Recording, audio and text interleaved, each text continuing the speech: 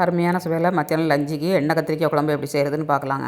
Video முழுவதும் skip பண்ணாமல் பாருங்கள். வீடியோ உங்களுக்கு பிடிச்சிருந்தா லைக் பண்ணுங்கள், ஷேர் பண்ணுங்கள், கமெண்ட் பண்ணுங்கள். அட்டகாசமாக இருக்கும் எண்ணெய் கத்திரிக்காய் குழம்பு வந்து. இது பிஞ்சு கத்திரிக்காய் விட்டு ஒரு 6 கத்திரிக்காய் எடுத்திருக்கேன். 2 தக்காளி, 1 வெங்காயம், கொஞ்சமாக முந்திரி பருப்பு, 2 ஸ்பூன் வேர்க்கடலை, 1 ஸ்பூன் எள்ளுங்க.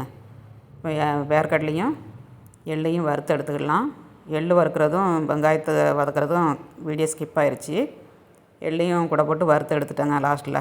அப்புறம் 1 வெங்காயம், கொஞ்சமாக தேங்காய்ங்க, கைப்பிடி அளவுக்கு தேங்காய் போட்டிருக்கேன்.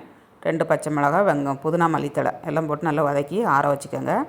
ஒரு கடாயில் ஒரு 2 குழிக்கரண்டி எண்ணெய் ஆட் பண்ணிக்கோங்க. 2 துண்டு பட்டை, 2 லவங்கம், 1/2 ஸ்பூன் சோம்பு, 1/2 ஸ்பூன் சீரகம் எல்லாம் போட்டு 1 வெங்காயத்தை கட் பண்ணி போட்டுக்கோங்க. 1/2 ஸ்பூன் மஞ்சள் தூள் இதெல்லாம் நல்லா ஃப்ரை பண்ணிக்கணுங்க. நல்லா ஃப்ரை ஆனதுக்கப்புறம் இஞ்சி பூண்டு பேஸ்ட் 1 ஸ்பூன் போட்டு இதையும் நல்லா வதக்கிட்டு ஒரு 1.5 தக்காளி போட்டிருக்கேங்க. 1/2 தக்காளி வச்சுருக்கேன் போட்டு அரைக்கிறதுக்கு. உப்பு போட்டு நல்லா வதக்கிக்கோங்க.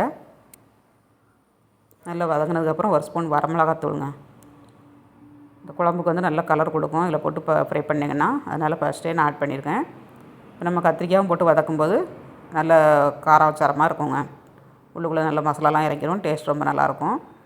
அதனால் கத்திரிக்காயிலே போட்டு வதக்கியாச்சு. இப்போ ஆற வச்ச வெங்காயம், வேர்க்கடலை, எள், வரமல்லி, சோம்பு, முந்திரி பருப்பு ஒரு 5-6, கசகசா 1 ஸ்பூன், 1 ஸ்பூன் மிளகாத்தூள், அப்புறமா புளி தண்ணி விட்டு நம்ம மிச்சம் வச்சுருந்த தக்காளியும் போட்டு நம்ம நல்லா அரைச்சி எடுத்துடணுங்க.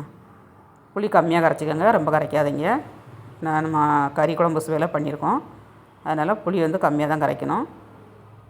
அரைச்சி வச்ச பேஸ்ட்டை நம்ம கத்திரிக்காய் நல்லா வதங்கினதுக்கப்புறம் அந்த எண்ணெயிலே போட்டு கொஞ்சம் நேரம் வதக்கணுங்க. வதக்கி நல்லா சுண்டை வந்ததுக்கப்புறம் நம்ம மிக்ஸி சாரை அலம்பி தண்ணி ஊற்றிடணும். போதுமான அளவு கொஞ்சம் தண்ணியாக வச்சுக்கோங்க. இன்னும் திக்காயிரும் நமக்கு. கசகசா, வேர்க்கடலை, அப்புறமா முந்திரி பருப்பு எல்லாம் போட்டுக்கனால திக்னஸ் கிடைக்கும். கொஞ்சம் தண்ணியாக வச்சுக்கோங்க.